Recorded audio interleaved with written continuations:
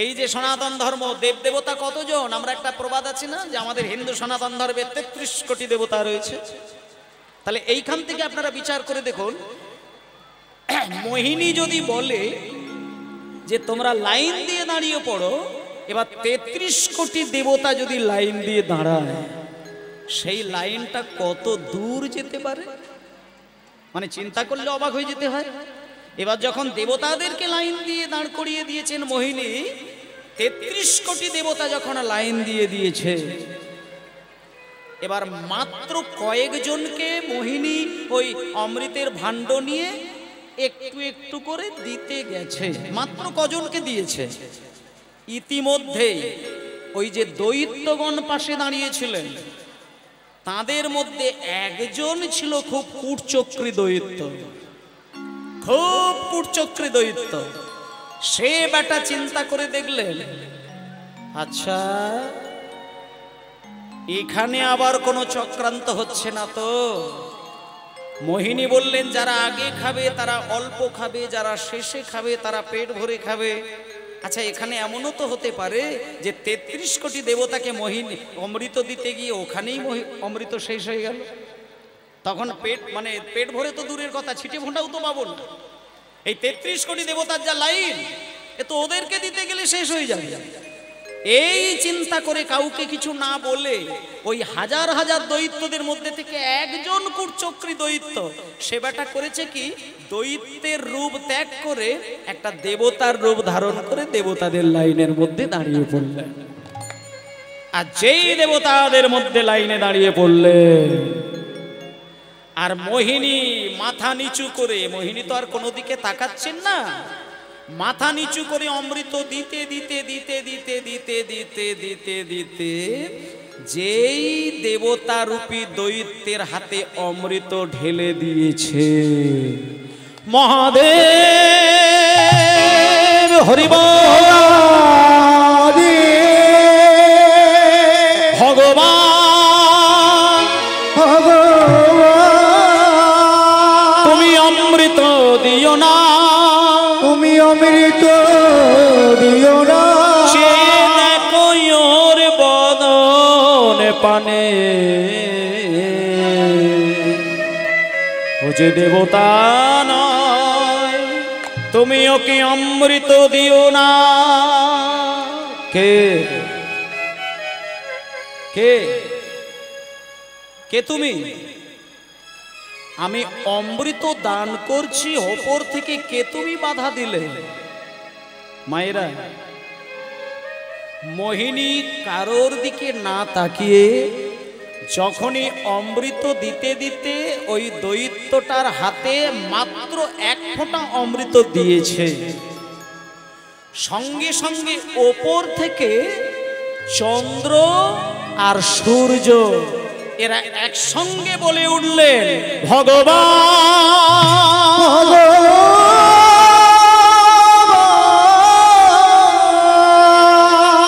তুমি অমৃত দিও না, দিও না। সে দেখো ওর বদন পানে, বদন পানে এই যে দেবতা নয়, তুমি অমৃত দিও।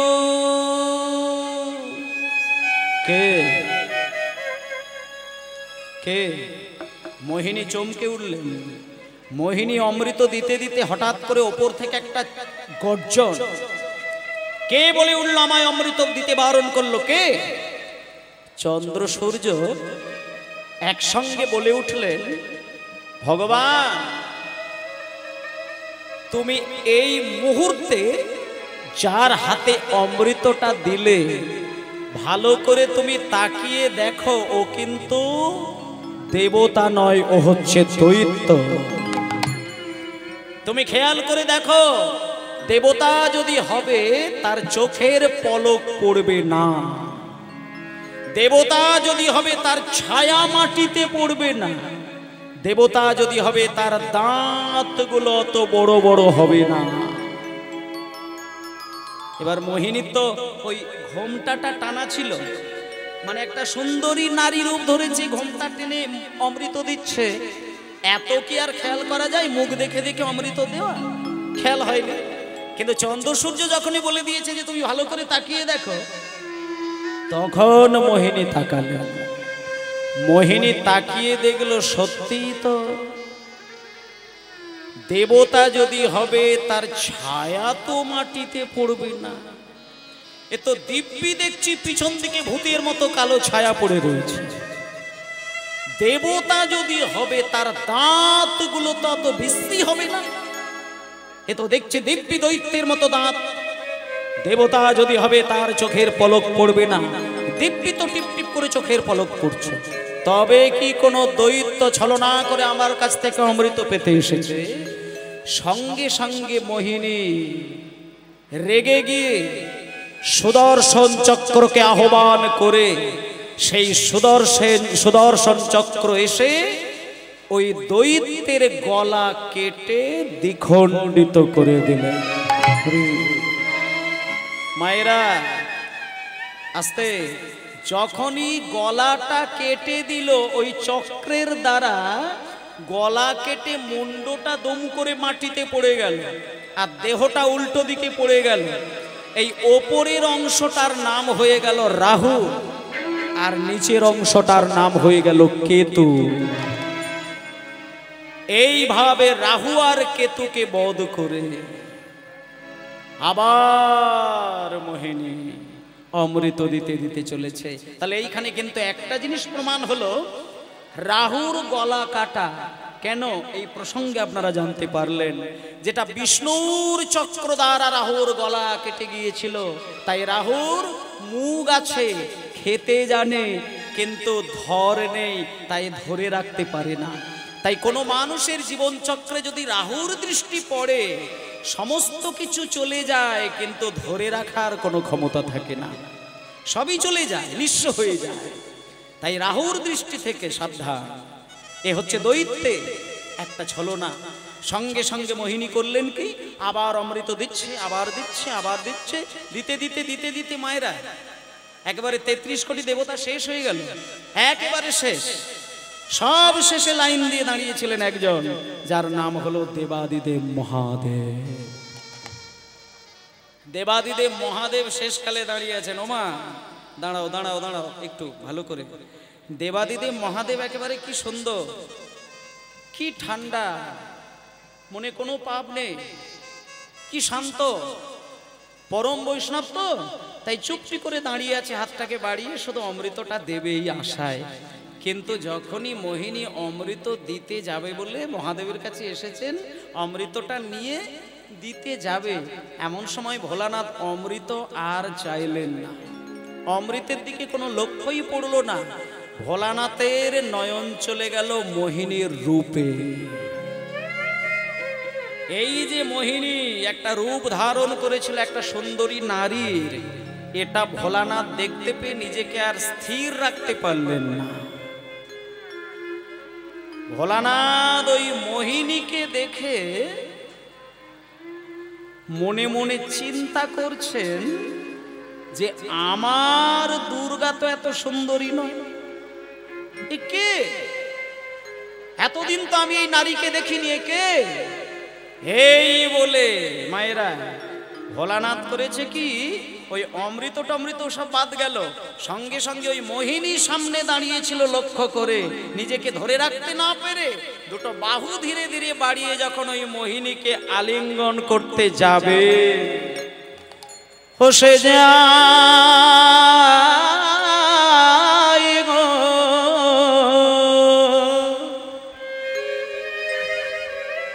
যা